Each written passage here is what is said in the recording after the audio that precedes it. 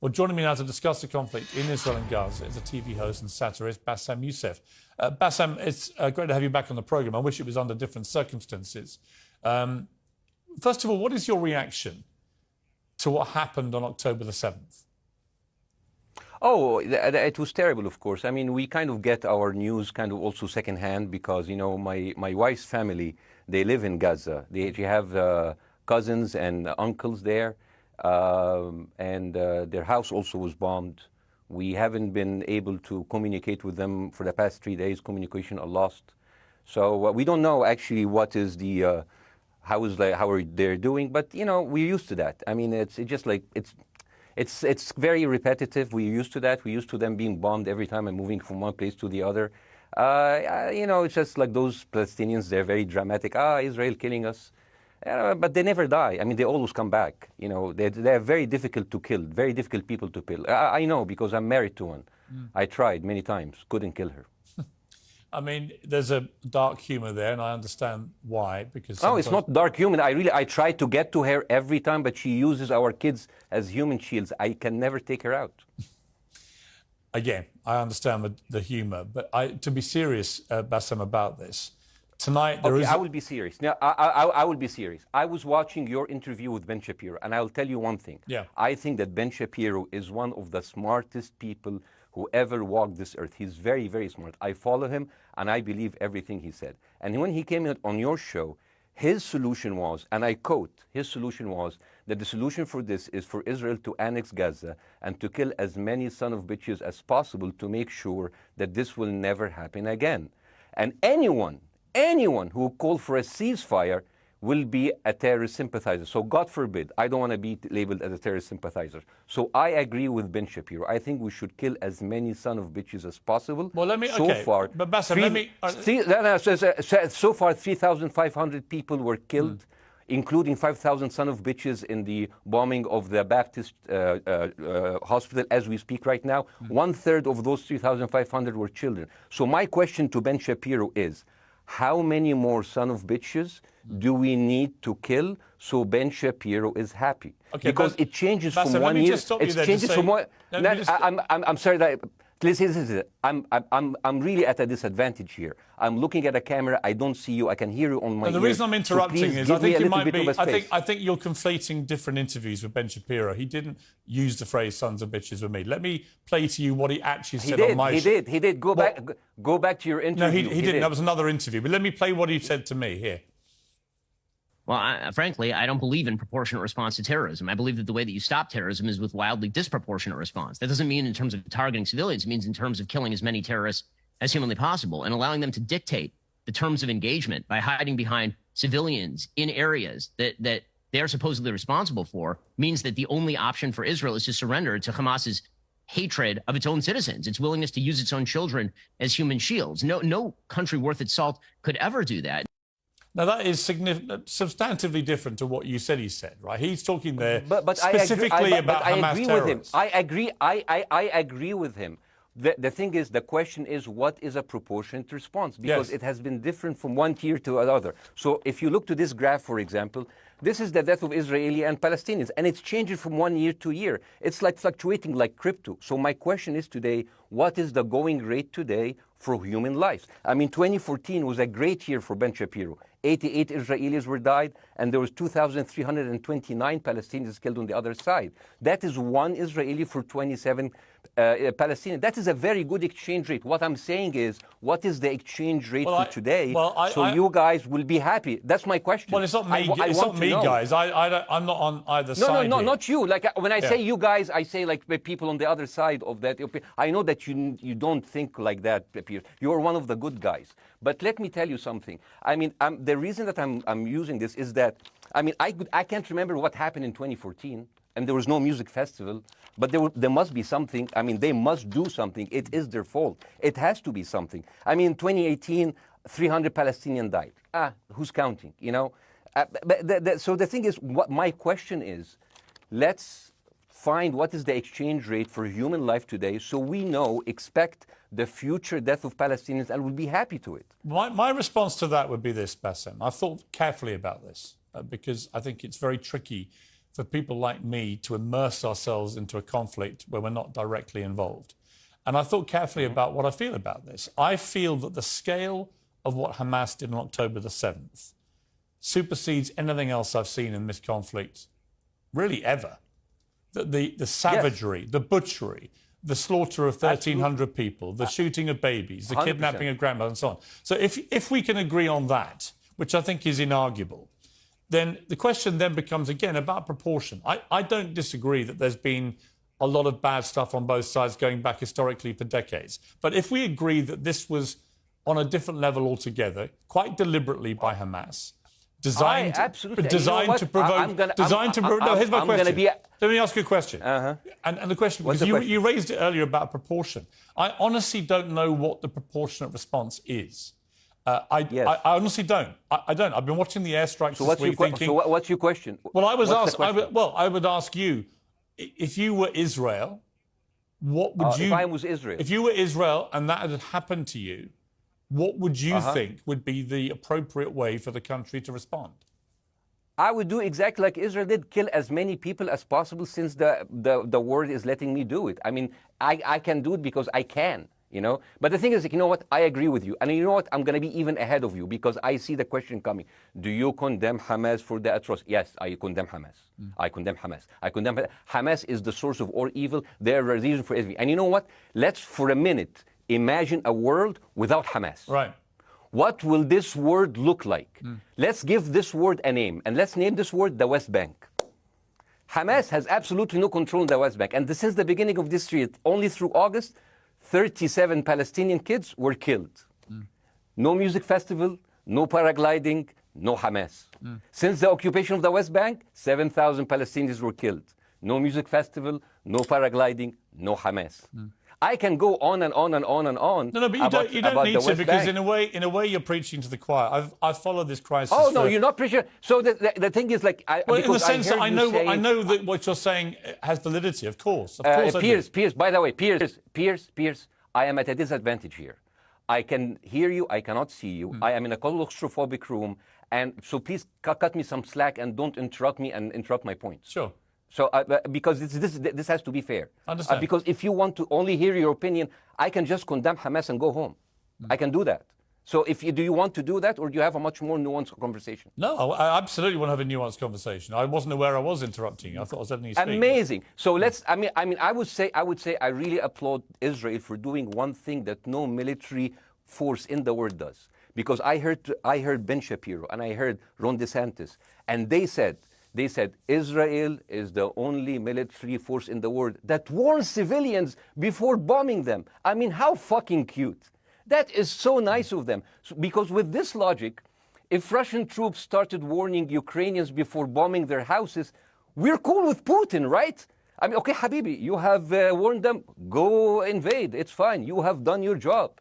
I mean, the thing is, and I understand, and I also heard Ben Shapiro talking about Human Shield. So you remember my wife's family, they live in Gaza. So I asked them, I told them, when Israel gives you the nice warning, the cute warning, does Hamas force you to stay in your home so you can be bombed and use as human shield? You know what, Hassan here, my wife's cousin, he's a loser, you know. He told me, you know, when I asked him, does that happen? He told me, no.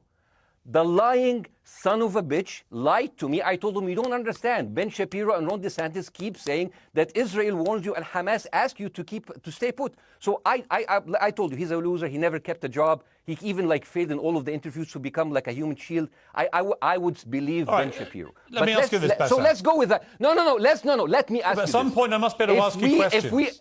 It's not a monologue for you, Bassem. If we agree that for the 14,000 casualties, I mean, who's counting, our human shield, does that mean that every single one of those civilians was standing, obscuring a military target behind them? Because that's a lot of weapons. I mean, Hamas is packing. No, of course it doesn't.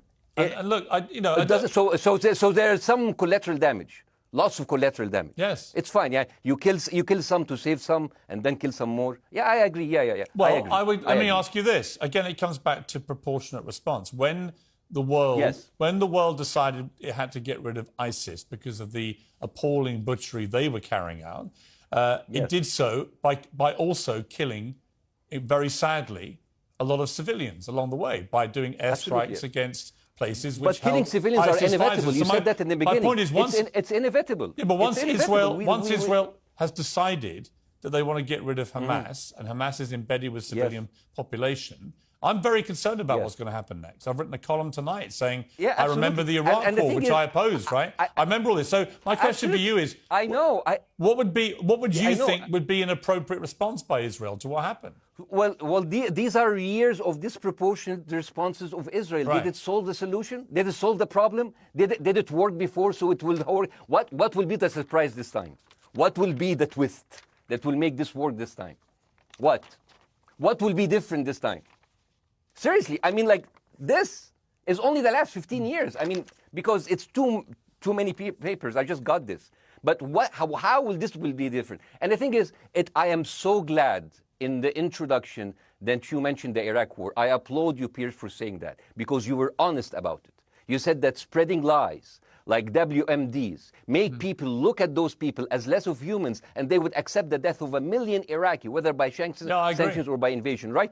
You are a good man. This is amazing. And you know what is similar? Is when you spread the lies of 40 decapitated babies, although it was refuted. So what happens when people hear that, killing babies is horrible. But when you say decapitated 40 babies, you are planting a certain image with a certain trigger in people's mind. Who has said that? Who has said 40? Who has said that?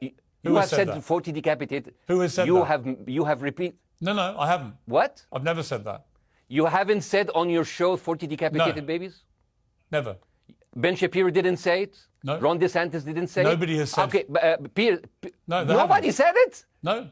Oh, okay. Okay, maybe I am wrong. Decapitated. Here's you're wrong. I've never said that. The thing, what happened, no, you're wrong. But the thing is, when Iraq, the thing is, the same thing is happening in Iraq. Ben Shapiro once tweeted, not even about Gaza, about the West Bank, when Israel continued to build the illegal settlement. He said, 2017, Israel likes to build things, and Arabs, not Palestine, not Hamas, Arabs like to bomb crap and live in open sewage. Yeah, I thought that was very the Israeli defense minister, he said, those are human animals.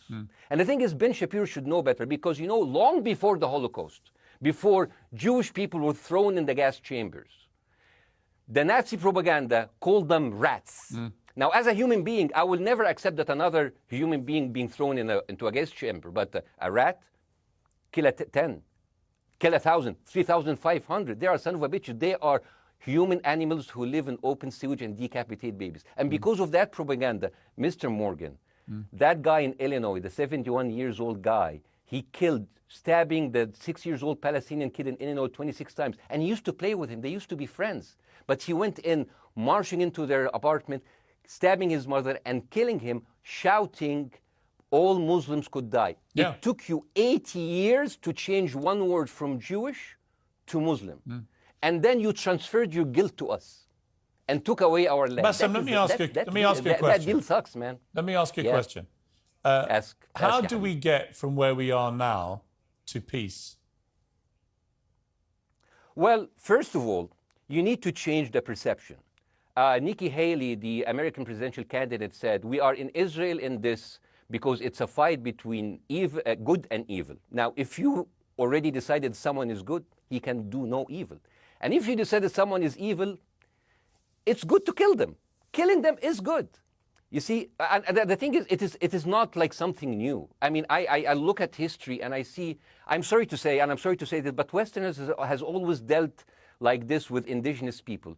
You first treated them like savages, Native American, First Nation, Aboriginal. They're savages. Kill all the savages. And then when they're almost extinct, you start feeling sorry for them, like animals.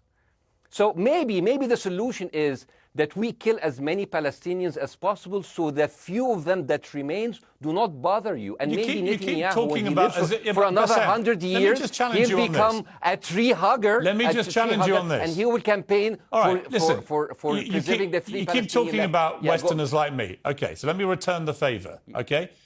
Hamas is dedicated to the complete eradication of Jewish people. I am not the spokesman for Hamas. I'm not saying you are. Why do you keep... I'm not saying you I'm are. not their spokesman. You're talking to me. I fucking hate them. Bassem, Fuck Hamas. You are Hamas. No, are you happy? You're missing my point. You're talking in a generalized way about people in the West who always talk about Arabs as savages. I don't. No. I'm talking about America. About I actually led the campaign.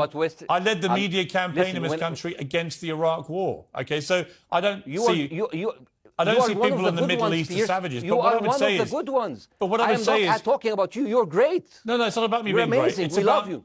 It's about the way Hamas behaved on October the 7th was like savages, like a pack of savages. It was the worst atrocity against Jewish people since the Holocaust. There has to be, of course, there has to be a response. They should be eradicated. My question for you is, notwithstanding the history, Bassem, what is the proportionate response? But I don't know. But there's no Hamas in the West Bank, and they're still dying there. So what's your excuse? I don't have any excuse. Okay, what's your explanation? Sorry, my earpiece went down. Listen, I don't make any pretense that this hasn't been a massive problem between Palestine and Israel going back to the mid-40s. We all know this, right? Pierce, listen. I'm not saying that you're making excuses, but if you are adopting a certain point of view, you have to at least defend it. I'm telling you, there is no Hamas in the West Bank. What is the excuse? Not your excuse. What is the excuse to kill those people? Well, listen, this question of proportionality is one that... No, answer my question. I've been answering your question. You answer mine. It's actually not my job to answer your questions. It's not. Okay, not your job. Not. I agree with you. I'm more interested in you, who has family in Gaza, who's an Egyptian in the Middle East, right? I'm more interested in what you have to say. Okay, I'm telling you. I think Hamas is the problem, okay? Right. Now, let's say Hamas is removed. Let's Hamas. I'm agreeing with everything. You want me to condemn Hamas? I will condemn Hamas, Hummus, Hassan, everybody. Guys, so wait. I can't hear you. The earpiece. Damn. Okay. Oops. Okay. Yeah. Okay. I do need help. I think. Okay. Just go back. Is he there? You go back. You go. Can you hear me? Okay. Go. Thank you, guys. Can you hear Bassem? Yeah. Now I can hear you. Okay. So here's the thing. Can you hear? Okay. Yeah. So Isaac, let's say, for example, Hamas ceased to exist. Okay. Do you hear me? Yes. Yeah. Hamas ceased to exist today. Now, right now, in Palestine, in West Bank and Gaza, 20% of Palestinians go through Israeli prison system, whether imprisonment, whether interrogation, whether torture. And the rest of them, they live a life of daily loss of land, of homes, of life, and they are suffocated by this. So let me ask you something. If you are a Palestinian living into these conditions for decades, would you sympathize with your oppressor, or sympathize with the people who claim they resist them even if they are terrorists? I have made no secret that I think the conditions Palestinians have had to exist under are completely unacceptable. I've said that for years. So the question then becomes, how do you forge peace between two warring parts of that region who for decades have approached peace, in my view, with mutual sledgehammers, with no actual desire to have peace? And I think it comes down in the end to great leadership. And I don't think there's great leadership. I don't think. Well, hang on. Let me make my point. I don't think there's great leadership on either side. Where is the Nelson Mandela figure here to come through all this hatred on both sides? Nelson Mandela. Yeah. Where is that Nelson figure? Nelson Mandela actually have criticized Israel for being a horrible state. All of the South African activists have actually called Israel. My point is about how he responded to a country that was so divided. Is a template for how you get to peace, isn't it? I haven't met Nelson Mandela, so I wouldn't know. But there is a point. There's a very important point here. I want to understand what is the logic of Israel carpet bombing Gaza. I mean, if there's a logic, if this will make Israel safe, I want to hear the logic. So if they continue bombing, what are they hoping to achieve? Well, I think we know what their stated aim is. Their stated aim is to eradicate and wipe out Hamas. They believe Hamas are living predominantly in northern Gaza. They also are aware they're living amongst civilians. So it's an incredibly difficult thing. As I said in my monologue, it is very, very difficult to see how they do this without massive collateral damage. So if I can understand this correctly, basically Israel is doing this to pressure the Palestinian community in Gaza to turn against Hamas. Is that right? I'm sure that's part of it, yes. That's part of it. So this is exactly what terrorist organizations do, because terrorist organizations will have no chance beating a whole nation in battle. So they terrorize and they kill the civilians in order to spread fear and terror so they can turn against their government to change their policy or to resign. You have just compared Israel with ISIS. No, I haven't. I don't see any comparison between. It's going to be the headlines tomorrow. Piers Morgan, Israel is ISIS. Only amongst people who weren't listening. The comparison, which is more apposite, is ISIS and Hamas. They are both nihilistic terror groups intent on killing as many Jewish people and others as they can possibly kill. And you can't get peace with people like that. Absolutely. You know what? I'm going to do something that nobody done on your television. You know what I'm going to do on your episode? I'm going to pretend that I'm an Israeli citizen. I'm going to put myself in the place of an Israeli settler in the kibbutz. And I want to speak to my Prime Minister, Benjamin Netanyahu. Mr. Benjamin Netanyahu, I have voted for you because you have promised us peace and prosperity and security. On the 7th of October, those son of bitches Hamas, they went into the fence that is regularly heavily guarded. Usually if there's like a dove that comes close to it, it will be shot. Those people went in and they went for 6 hours before IDF forces was deployed, killing our friends, our families, kidnapping our grandmothers and babies, and went in. I want to ask you, Mr. Prime Minister, after you have fractured the Israeli community and you have fucked our courts, our Supreme Courts, what are you doing with the money being given to you, to the United States? Also, you are carpet bombing Gaza with absolutely no regard to our hostages, our people. I heard a rumor in the kibbutz that you're doing that you let that happen as an excuse to carpet bomb Gaza, so you push them into Sinai. And I didn't believe that. It's like, not my Prime Minister, he can never do that. And then I watched an interview for Danny Ayalon. He was your chief advisor. He was also the Israeli ambassador to the United States. And you know what he said, Mr. Prime Minister? He said that the solution for those Palestinians is to go into a vast land of Sinai and live into tent cities temporarily, temporarily, wink wink, until we build Gaza again, and then we invite you back. يعني عبط احنا بقى. يعني فاهمني؟ أصل we've seen this movie before. So يعني, and when I saw this, I couldn't explain to my fellows in the kibbutz, how come our Israeli government is trading human lives for another piece of land? So as an Israeli citizen, I need to hold my Israeli government accountable. And as an American citizen, I want to know all of these money that we are giving to Israel. We're giving them $4 billion every year. Joe Biden said it's the best investment America ever done. Well, if I am in the place of Joe Biden, I would say, sorry, don't speak. I would say, if I was Joe Biden, I would go down and whisper in the ears of Netanyahu and tell them, I hate bad investments. They haunt me, like Littlefinger in Game of Thrones. But the thing is, this is the problem. Israel always victimizes itself, and I have never seen a victim putting their oppressor under siege and bombing them 24/7. Israel wants you to believe that they are the victim.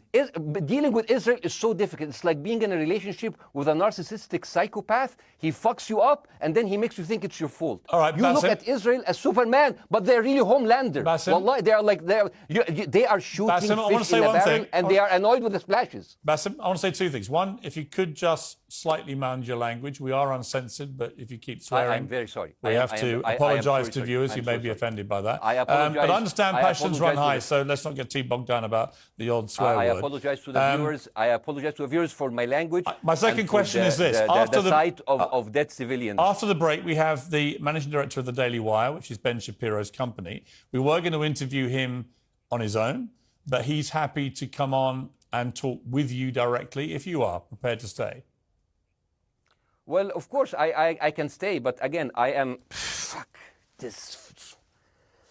I am in a disadvantage, and I would like to have my space to respond. Okay, we'll come back after the break. Because here's the thing. There's Bassem, two things we've I want got to go to a before, break. all right? When we come back from the break, we'll be you and Jeremy Boring from the Daily Wire. I have news. We're taking a short break, Bassem. I'll be back. Welcome back to Uncensored. For more on the situation in Israel, I'm joined now by the CEO and co-founder of the Daily Wire, Ben Shapiro's partner, Jeremy Boring. Jeremy, thank you very much indeed for joining me. I'm sorry we demoted you earlier to mere MD. You are the CEO and co-founder.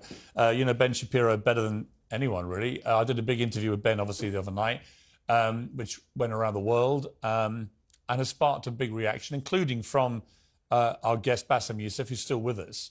First of all, you've been listening to Bassem and what he's been saying. What's your response?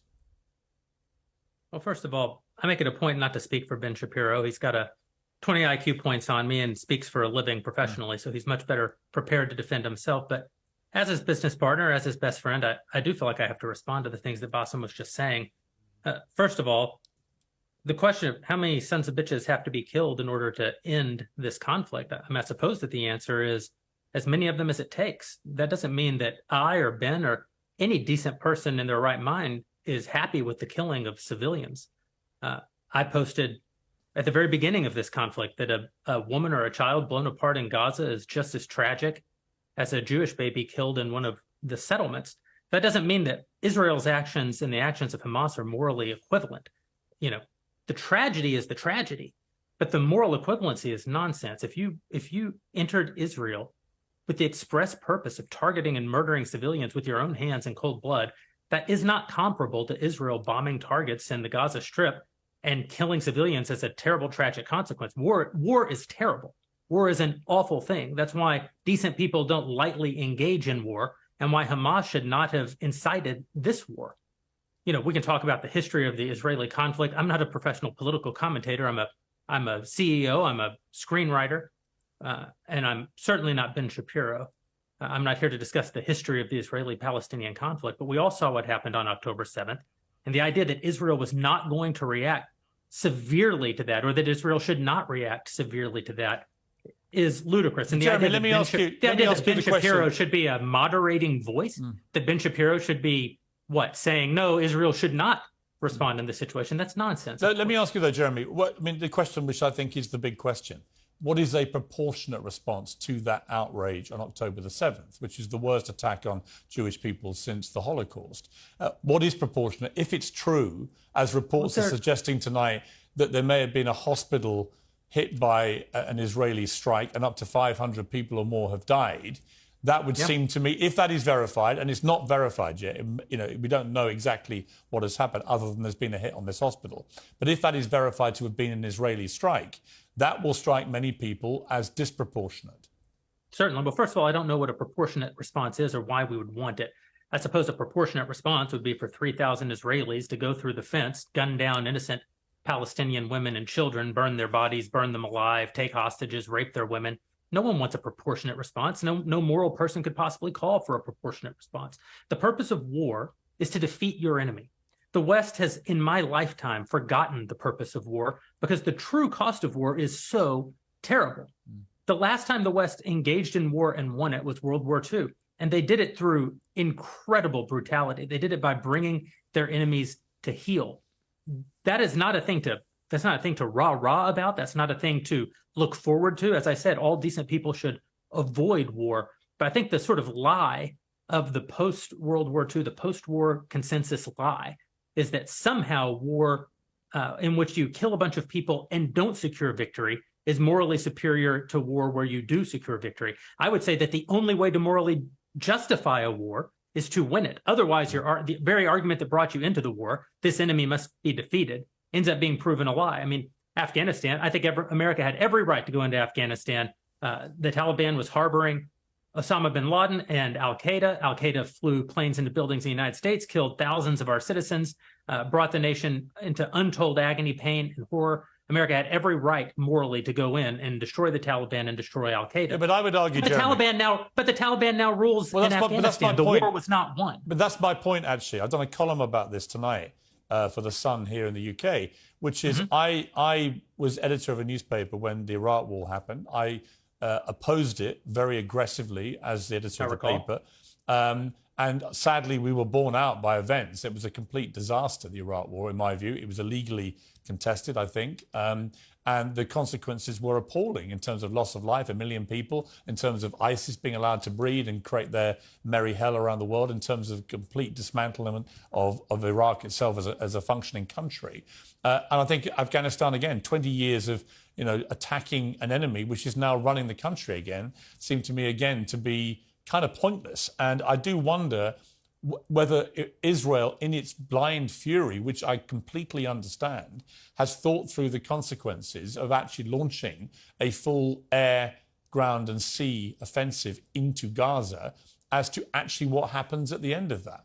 Well, I suppose Israel wasn't really given the opportunity to fully contemplate what the consequences of that action might be, because Israel didn't instigate this war. This war was instigated by a horrible terrorist attack on Israel, and a state is put in a position where it has to respond. Now, one might argue that the very fact that Israel has yet to actually launch their ground invasion means that they are actually making a calculation about what the cost will be, what victory looks like. Any rational person, any decent person can engage in a conversation about what is the appropriate response for Israel. Of course they can. But this sort of moral equivalency thing, I don't think is a sign of decency to engage in a conversation about moral equivalency. Let me bring Bاسم back in. You've been listening to this, Bاسم. What's your response to what Jeremy's been saying? I'm sorry, I didn't catch the gentleman's name. It's Jeremy Boring. He's the chief executive of the Daily Wire and co-founder with Ben Shapiro of the Daily Wire. Hi, Jeremy. Please say hello to Ben Shapiro, and please tell him that I do think he is the smartest person to ever walk the earth. Thank you so much. So, as response to Jeremy, I agree with everything you said. I mean, what is disproportionate? I mean, he just used the examples from Second World War and America, showing that civilian casualty is, I mean, I heard his voice. He was very sad, and as he was telling us, it is so inevitable to kill so many civilians because it's something that we cannot avoid. I hear the sadness in his voice, and I know that it's a very difficult decision to kill all of these civilians, because that's for a higher cause, and I understand. But my question, I have two questions. The question is, how can you justify the killing in the West Bank where Hamas does not exist? And if the disproportionate response during over all of these years have actually worked, what will be new this time that did not happen before? I just want to. That was my question. Okay, that was my question. I'm gonna. Okay. So now, if I ask the question, can I say something on my side? Well, a little bit personal? Bاسم, with respect, a little bit personal. Bاسm, with respect, I gave you half the show to have your side. Jeremy's had a lot less time. I'm going to have to. You move want me on. to leave? Bاسm, or do you want me to stay? I'm going to have to let you go because we've been on air with you for 40 minutes. Oh, okay. Now. Bye bye. But listen, bye bye. I would like to talk to you again, and thank you for joining the program. I appreciate it. Oh, by the way, my wife's family is all right, and they sent us a house. It's bombed. It's beautiful. It's going to be a good like Halloween theme. So well, I'm very sorry for what your family are going through in Gaza, and I mean that very sincerely. By the way, I don't know. I don't know I don't know him. By the way, I haven't actually met them. They didn't even come to my wedding. They couldn't because they are stuck in Gaza. Okay. And she never saw them because, Gaza is not a destination. Bاسm, as I say, we hear their voices, and it's they die. It's fine. It's fine. Bاسm, I wish your family all the very best. Thank you for joining me. I appreciate it. I don't. Thank you.